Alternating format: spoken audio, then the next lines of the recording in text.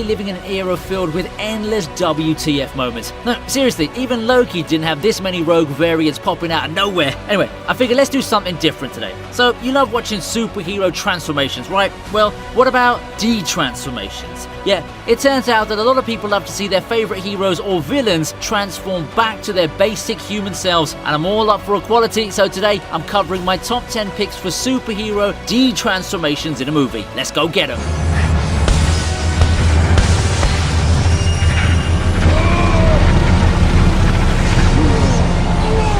Kicking things off with a bit of nostalgia today. The Fantastic Four's been one of those plagued franchises that never really took off the way it should have, but with the multiverse of madness in effect now, you never know what's going to happen. Back to the entry now. Victor tries to take advantage of Ben's desire to become human again and convinces him to get into his science machine that does a bunch of science stuff to turn him back. These effects really haven't aged well, but they're good enough for their time. Plus, it's kind of cool to witness the reverse transformation of a character as detailed as the Thing. We also get to see Victor's power when he fixes a minor hiccup in the process and whacks human Ben across the room. But what really gets this scene on the list is Victor's transition to his Dr. Doom alter ego after his battle with Reed Richards. This man realized the importance of masks 15 years ago.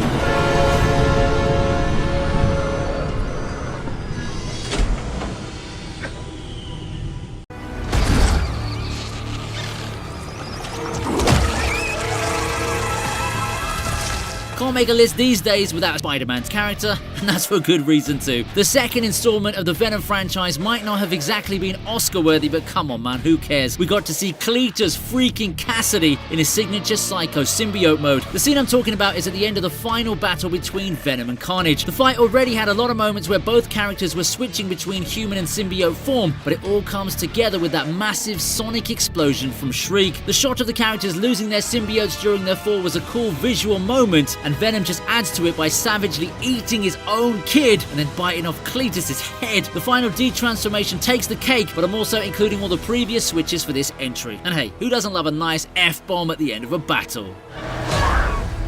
Shut your mouth, marriage trouble! Already?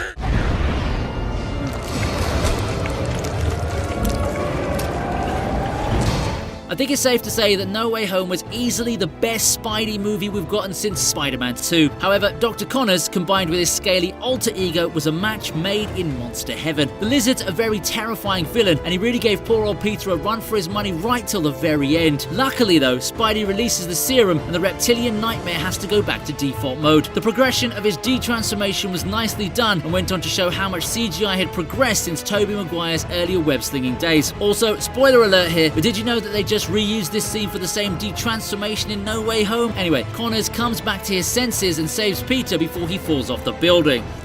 Maybe Spidey could have taken some notes there. He could have prevented a lot of pain for him and the fans later on. Well, at least Andrew got the chance to redeem himself later, right? Dr. Connors? Welcome back, sir.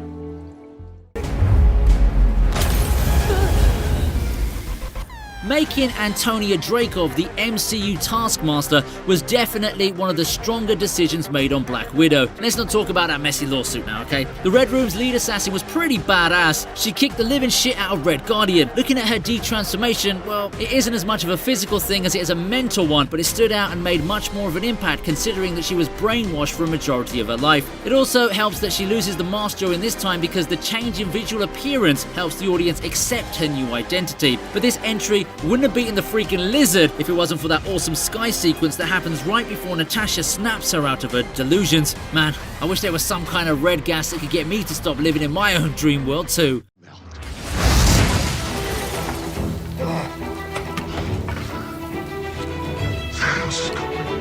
Okay, so Bruce Banner has had a lot of Detransformations, but I think we can all agree that the one we'll remember the most is the one in Infinity War.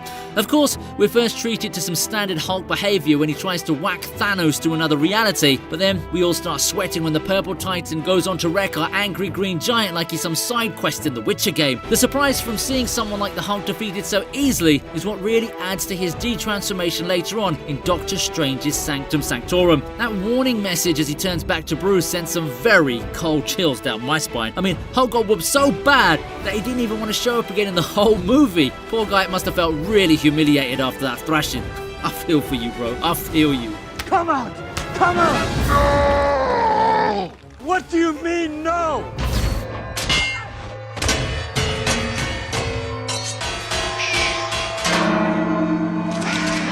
The Spidey entries just keep piling on, and we've got another symbiote on our hands for this one. It's our very own Venom. But not that cool Tom Hardy version. I'm talking about that skinny wannabe model that's the 2007 version of our favourite Spidey anti-hero. This is when Spidey and Venom have one final face-off after Sandman and Harry are kinda done with. I'll admit that it was pretty cool to see the way Spidey tackles his symbiote counterpart by sticking all those rods around him and just letting it rip with those tunes.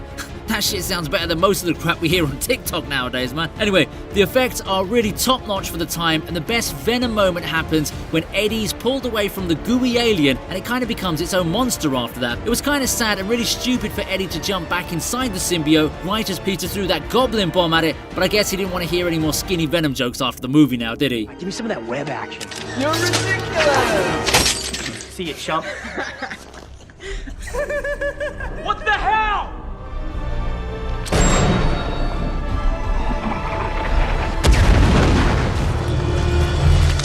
This movie might have sucked hard, but that final battle was a sight to behold. There's no denying the Enchantress's power. I mean, she took on the entire squad and was doing pretty well, till Harley Quinn had to save the day by pranking her and then cutting off her heart. Anyway, after that unnecessarily long dead shot sequence leading to her defeat, she's got nowhere to go and almost gets killed off before Rick tries to get his beloved June back. All he gets in return though is some exorcist talk, so he destroys her heart and kills off the lackluster villain. It looks like the dude's gonna have to fly solo now, but then June comes back to life and we all get a happy ending.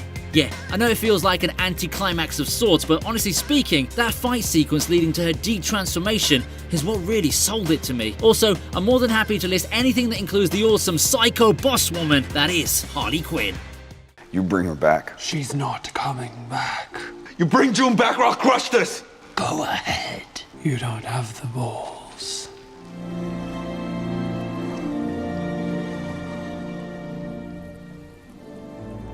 Now, you do remember there was a Hulk movie before the MCU, right? Yeah, that was a weird one, but I kind of enjoyed it in a funny way. One scene that really stood out to me though was when Betty meets the Green Bugger after he's wrecked some shit. He just looks at her and then transforms back to Bruce Banner. Yeah, that's all it took. There's no Hulkbuster or Scarlett Johansson telling him where the sun's going. That one look from Betty completely changes Hulk's thinking and he shifts back to his human form without any struggle whatsoever. It's a short and simple scene that works well because it shows the audience the nature of their relationship. You know that these two are made for each other, and it's a neat trick to pull off, especially considering that this movie is gonna turn 20 soon. Unfortunately, there really isn't a lot of other good stuff to say about it.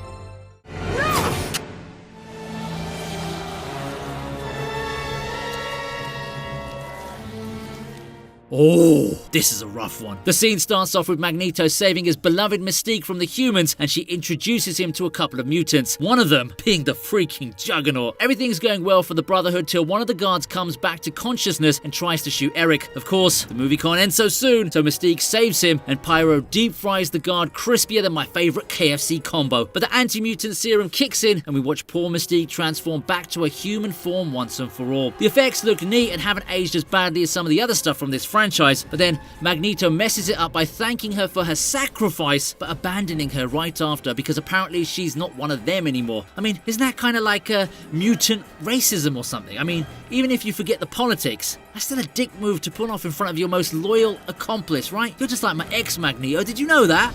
Name of my father and his father before. Hey, what can I say? Emotional Detransformations really hit my sweet spot. The first Thor movie isn't exactly a masterpiece, but it's still a pretty decent watch. Unlike its sequel. One of the strongest scenes was when Odin strips his son of his powers and banishes him to Earth. It's a pretty dark scene if you think about the fact that Thor's dad actually disowns him just to keep up appearances in front of their galactic neighbours. Come on, man. I know he spoke back to you, but I'm sure there are other ways to deal with a spoilt brat. Anyway, the Detransformation establishes a strong tone when you see Odin remove Thor's cloak and take away Mjolnir. On top of that, he keeps saying that his son isn't worthy before transporting him away from his family in his hometown. Jesus Christ, man. Of course this was going to be my top entry. Odin's pretty savage if you ask me, but I guess you can't really expect much from the guy who played Hannibal Lecter now, can you?